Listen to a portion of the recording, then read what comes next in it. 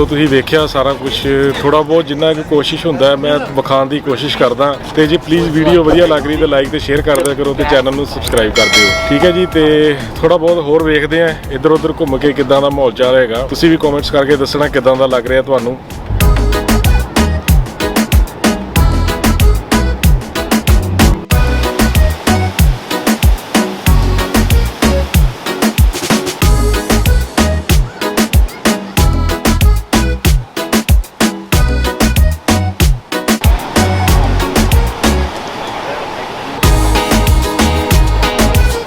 हाँ जी, तुसी कहोगे मैं कपड़े बदल लिए हैं।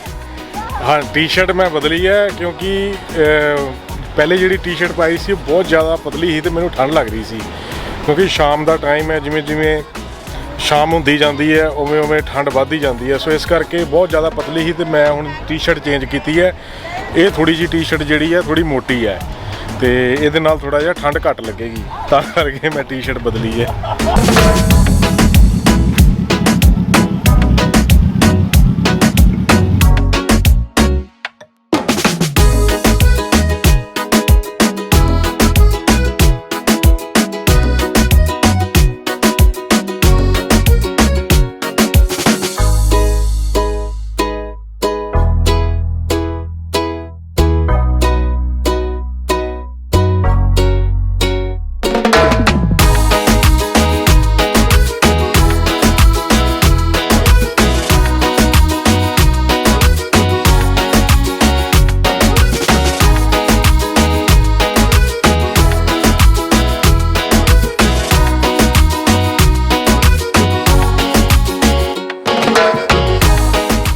इत्थे पार्किंग की बड़ी प्रॉब्लम होंदी है, सारी पार्किंग फुल है, तो जदों तक कोई गड्डी निकलती नहीं है उदों तक वेट करना पैंदा है कि जगह खाली होएगी फिर पार्किंग लगावांगे। सो इस करके ना थोड़ी जी पार्किंग की दिक्कत आती है, बट पार्किंग है बहुत है, इस तरह की गल नहीं है कि घट है, बहुत पार्किंग है। तो लोग आते भी बहुत ने, जनता बहुत आती है।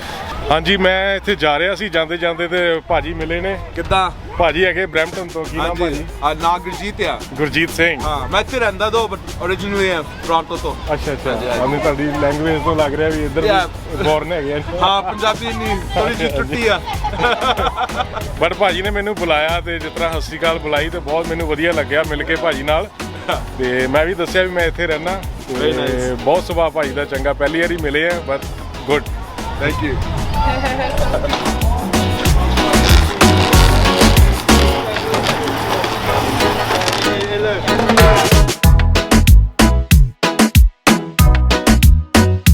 इत्थे ना बहुत ज़्यादा सोहनी मार्केट बनी है, मार्केट बहुत वधिया लग रही है। तो वो दूसरी साइड उस साइड भी मार्केट हैगी है, वो अगे जाके भी ना काफ़ी हुण पैदल जाना मुश्किल है थोड़ा जिहा, बट बहुत सोहना लग रहा। बीच तो चलो है ही है, पर बीच के बाहर जिहड़ा बने है ना वो बिल्कुल जिस तरह सुनसान नहीं है, तो बड़ी रौनक हैगी है, मार्केट हैगी है, शॉपिंग सेंटर हैगे हैं, खाण पीन के रेस्टोरेंट हैगे हैं, ठीक है जी। तो मेरे ख्याल इत्थे मोटल भी हैगे हैं, बार हैगी है, तो बहुत सोहना हैगा। तो मैनू बहुत ज़्यादा वधिया लग रहा है, एक साफ सुथरा बड़ा क्लीन, तो देख सकते हो तुसीं बड़ा गुड लग रहा है। तो पार्किंग की तुहानूं मैं जिस तरह दस्सिया बड़ी दिक्कत हैगी है, तो तुसीं वेख सकते हो मेरे पिछे जिस तरह ये सारे ना वेटिंग दे विच लगे ने, वेट कर रहे हैं कि कदों पार्किंग खाली होएगी, तो उस हिसाब नाल फिर ये अपनी गड्डी पार्क करनगे। तो आ वेखो ये सारे वेटिंग कर रहे हैं। सो थोड़ा जिहा इस साइड भी आपां देखते हैं, रौनक मेला तो काफ़ी हैगा इत्थे, जिद्दां गुड लग रहा। बाहर हैगी है, ਉਹਦੇ बाहर भी वेटिंग हो रही है, थोड़ी लाइन लगी हुई है छोटी जी। सो इत्थे की है डाइनिंग शुरू हो गई है, तो आप पिछे भी तुसीं देख सकते हो लोग खा पी रहे हैं, बाहर बैठे ने, डाइनिंग शुरू हुई है, बट बाहर शुरू हुई है जिस तरह बाहर बह के ना आप खा पी सकते हैं।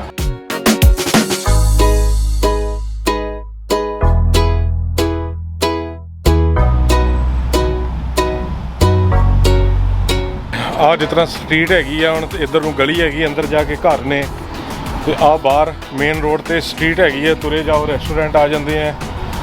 तो आ भी कोई हैगा, ये भी कोई शॉपिंग सेंटर हैगा, कोई बंद हैगा इस टाइम ते क्लोज है। तो सामने हैगा टाको बैल, तो एक टाको बैल खा लेने वैज ही लैके, तो भुख लग गई है ਉਦੋਂ ਦੀ ਕੌਫੀ ਪੀਤੀ ਹੈ ਬਸ। ਸਟਾਰਬਕਸ ਤੋਂ ਲਈ ਸੀ ਰਸਤੇ 'ਚ ਕੌਫੀ, ਤੇ ਹੁਣ ਟਾਕੋ ਬੈਲ ਆ ਗਿਆ ਤੇ ਟਾਕੋ ਬੈਲ ਖਾਵਾਂਗੇ। ਸੋ ਫੇਰ ਲਾਈਨ ਲੱਗ ਗਈ ਹੈ। ਇੱਕ ਤਾਂ ਲਾਈਨ ਦਾ ਬੜਾ ਪੰਗਾ ਹੁਣ ਵੱਡੀ। ਚਲੋ ਦੇਖਦੇ ਹਾਂ, ਕੋਈ ਨਹੀਂ।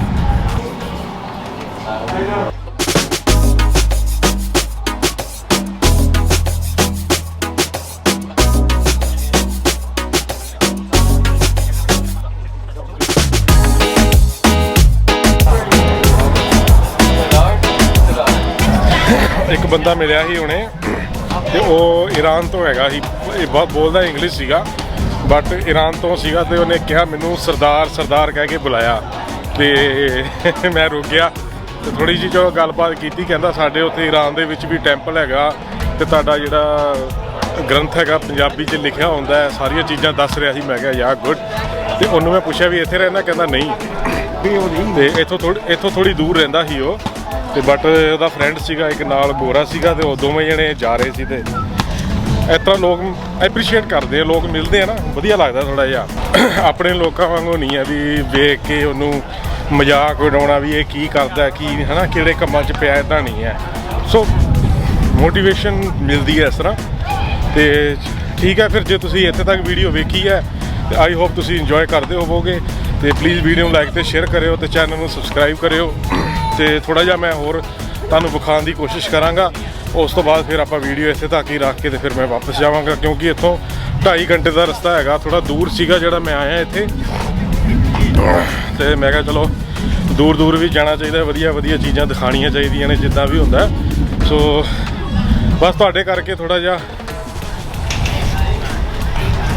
ਕੀ ਕੀਤਾ ਉਹਨੇ ਕੁਛ ਕੀਤਾ ਸੀ ਕੁੜੀ ਨੇ, ਪਿੱਛੋਂ ਕੁਝ ਕੀਤਾ ਸੀ ਉਹ ਕੁੜੀ ਨੇ, ਤੇ ਇਸ਼ਾਰਾ ਜਿਹਾ, ਤੇ ਮੈਂ ਵੇਖਿਆ ਨਹੀਂ, ਦਿਖਦਾ ਨਹੀਂ ਨਾ ਚੰਗੀ ਤਰ੍ਹਾਂ, ਕਿਉਂਕਿ ਲੈਂਸ ਵੱਲ ਧਿਆਨ ਹੁੰਦਾ, ਪਿੱਛੇ ਇੱਧਰ ਡਿਸਪਲੇ ਵੱਲ ਧਿਆਨ ਨਹੀਂ ਹੁੰਦਾ। ਤੇ ਪਿੱਛੋਂ ਕਈ ਵਾਰੀ ਕੋਈ ਹੈਂਡ ਸ਼ੇਕ ਕਰਦਾ ਤੇ ਫਿਰ ਇਹਨੂੰ ਜ਼ਿਆਦਾ ਨਜ਼ਰ ਨਹੀਂ ਆਉਂਦਾ, ਕਿਉਂਕਿ ਧਿਆਨ ਸਾਰਾ ਲੈਂਸ ਵੱਲ ਹੁੰਦਾ ਹੈ। ਥੋੜ੍ਹਾ ਬਹੁਤ ਇੱਧਰ ਉੱਧਰ ਜਿਸ ਤਰ੍ਹਾਂ ਵੇਖ ਲਿਆ, ਘੁੰਮ ਲਿਆ। ਤੇ ਹੁਣ ਮੈਂ ਸ਼ੂ ਉਤਾਰ ਕੇ, ਚੱਪਲਾਂ ਪਾ ਕੇ ਤੇ ਚੱਲੀਏ ਫਿਰ ਆਪਾਂ ਅੰਦਰ ਰੇਤ 'ਚ, ਜਿਹੜਾ ਕੰਮ ਕਰਨ ਵਾਲਾ। ਥੋੜਾ ਜਿਹਾ ਅੱਗੇ ਜਾ ਕੇ ਉੱਥੇ ਇੰਜੋਏ ਕਰਾਂਗੇ। ਕਾਰ ਕਿੱਥੇ ਲਾਈ ਹੈ? ਪਿੱਛੇ ਰਹਿ ਗਈ ਉੱਧਰ। ਥੋੜਾ ਜਿਹਾ ਪਾਣੀ 'ਚ ਜਾਵਾਂਗੇ, ਇੰਜੋਏ ਕਰਾਂਗੇ, ਠੰਡਾ ਠੰਡਾ ਪਾਣੀ, ਪੈਰ ਪਾਵਾਂਗੇ। ਕਿੱਥੇ ਲਾਈ ਹੈ ਕਾਰ? ਇੱਥੇ ਤਾਂ ਲਾਈ ਸੀ, ਚੁੱਕ ਕੇ ਤਾਂ ਨਹੀਂ ਲੈ ਗਏ ਕਿਤੇ? ਹੈਂ, ਉਹ ਹੈ ਮੈਨੂੰ ਲੱਗਦਾ ਪਿੱਛੇ, ਉਹ ਉਧਰ ਹੈ, ਐਵੇਂ ਨਹੀਂ ਚੁੱਕ ਕੇ ਲੈ ਕੇ ਜਾਂਦੇ। ਉਹ ਲੱਗੀ ਅੱਗੇ, ਲੱਭ ਗਈ ਕਾਰ ਮਿੱਤਰਾਂ ਦੀ, ਲੱਭ ਗਈ। ਕਾਰ ਤੋਂ ਬਿਨਾਂ ਕੀ ਹੈ? ਕਾਰ ਤੋਂ ਬਿਨਾਂ ਤਾਂ ਸਭ ਬੇਕਾਰ ਹੈ ਭਾਈ। ਜਿਹਦੇ ਕੋਲ ਕਾਰ ਨਹੀਂ ਨਾ, ਉਹਨੂੰ ਪੁੱਛ ਕੇ ਵੇਖੋ ਇੱਥੇ ਕੀ ਬਣਦਾ। ਹਾਂਜੀ